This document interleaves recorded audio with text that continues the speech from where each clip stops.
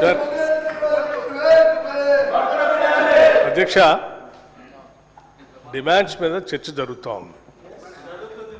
ఈ చర్చకు సంబంధించి గౌరవ సభ్యులు హరీష్ రావు గారు మాట్లాడేటప్పుడు సరే వారి దృష్టికి వచ్చినటువంటి అంశాలు సభ దృష్టికి తీసుకొచ్చారు. అవి వాస్తవాలో అవాస్తవాలో ఏమిటో ఇంతవరకు ఎవరికి తెలియదు. ఒక్క నిమిషం. సో మీరు గౌరవ సభ్యులుగా సీనియర్ సభ్యులు మీరు గతంలో మంత్రిగా కూడా చేశారు. చాలా సందర్భాల్లో ఏదైనా అంశం సభ దృష్టికి తీసుకొని రావాలనుకున్నప్పుడు అవకాశం వస్తే మైక్ తీసుకొని మీరు సభ దృష్టికి తీసుకొని వస్తారు. తీసుకొని వచ్చిన తర్వాత దానికి ప్రభుత్వం ఏ రకంగా స్పందించాలో స్పందిస్తుంది. దాన్ని మొత్తం మీరు ప్రశ్న మీదే సమాధానం మీదే అన్నీ మీరే చేయాలనుకుంటే అది కరెక్ట్ కాదు కదా అధ్యక్ష. ప్రతిపక్ష సభ్యులుగా మీరు సభ దృష్టికి తీసుకొచ్చారు, ఫైన్. అది ఏంటో అనేది సభకు సంబంధించి గౌరవ మంత్రులు సమాధానం చెప్తారు. దయచేసి వాళ్ళు కూర్చోవలసిందిగా నేను చెప్తా ఉన్నాను. కూర్చోవాలి, కానీ అలా కూర్చోకుండా సమయం దొరికినప్పుడల్లా మైక్ తీసుకొని వాకౌట్ చేస్తారని ఒకసారి, ఇంకోసారి అంశాలు మాట్లాడి వెల్లోకి వచ్చి, ఇది ఎక్కడ సాంప్రదాయం అధ్యక్ష? ఈ వెల్లోకి వచ్చే సాంప్రదాయం గతంలో ఎప్పుడైనా చూసాము అధ్యక్ష? మనం రూల్స్ ఏం చెప్తా ఉన్నాయి? ఈ సప్పట్లు కొట్టడం ఏంటి? ఈ అల్లరి చేయటం ఏంటి? ఈ స్లోగన్స్ చేయటం ఏంటి? చిన్నపిల్లల్లాగా ఇది ఎక్కడేమో అధ్యక్ష. ఇది పవిత్రమైన సభ. మీరు చెప్పాలనుకుని చెప్పారు. మీ మైక్ ఇవ్వకపోతే మైక్ కావాలని అడిగారు, మైక్ ఇచ్చారు. చెప్పాలనుకుని చెప్పారు. ఇంకా చప్పట్లు కొట్టుకుంటూ రౌండ్ వేసుకొని ఏదో 4 రోడ్ల కూడల్లో మనం అల్లరి చేసినట్టుగా ఈ పవిత్రమైన సభలో కూర్చొని వెళ్ళలో కూర్చొని ఈ విధంగా చేస్తూ ఉంటే సభని మీరు కించపరుస్తూ ఉన్నారు అధ్యక్ష. ఇది కరెక్ట్ కాదు. దయచేసి వాళ్ళందరూ కూర్చోమని చెప్పండి. సభని ఆర్డర్లో తీసుకొని రండి. దయచేసి కూర్చోమని చెప్పండి అధ్యక్ష. మీరు ప్రభుత్వ దృష్టి మీ బాధ్యత ప్రకారం ప్రభుత్వ దృష్టికి తీసుకొచ్చారు.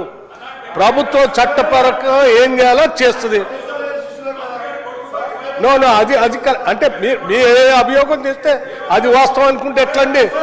మీరు ఏ అభియోగం చేస్తే అదే వాస్తవం వచ్చింది కాదు కదా. మీరు కేవలం ప్రభుత్వం మీద బురద జల్లాలనేటువంటి ఏకైక లక్ష్యం తప్ప ఏం కనపట్లేదు అధ్యక్ష. నిజంగా వీళ్ళు చెప్పినటువంటి అంశం పైన వాళ్ళకి ఏమాత్రం ఆలోచన ఉన్నా సభ దృష్టికి తీసుకొచ్చి ప్రభుత్వం ఏ నిర్ణయం చేస్తో చేయండి అని విజ్ఞప్తి చేసి కూర్చోవాలి తప్ప ఇట్లా అల్లరి చేయరు కదా అధ్యక్ష. దయచేసి రిక్వెస్టింగ్ హరీష్ రావు గారు కానీ గౌరవ సభ్యులు కానీ దయచేసి ఆ వెల్లో కూర్చున్నటువంటి వాళ్ళు ఎవరైనా ఉంటే సభ్యులు కూడా వారికి కూడా నేను విజ్ఞప్తి చేస్తున్నాను. దయచేసి please resume your seats. It is not the way of conducting the house sir.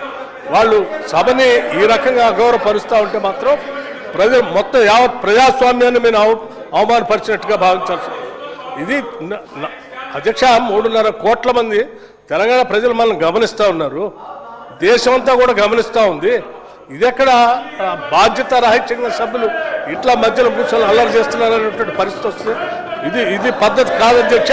ఒకవేళ ఈ రకంగా వాళ్ళు బుల్డోజ్ చేసి సభను నడిపించాలని వాళ్ళు చెప్పినట్టే సభాపతి స్థానంలో ఉన్నటువంటి వాళ్ళు చేయాలని మీ మీద కానీ ప్రభుత్వం మీద కానీ ఒత్తిడి తీసుకొని రావాలని వస్తే మాత్రం ఇది కరెక్ట్ కాదు అధ్యక్ష. You have to please once again appealing, please ask them to resume their seats. దయచేసి కూర్చోండి. హరీష్ రావు గారు దయచేసి మీ సభ్యులందరూ వెళ్ళి ఉన్న వాళ్ళందరూ కూర్చోండి. మీ సీట్లలో కూర్చోండి. మీ సీట్లలో కూర్చోండి దయచేసి.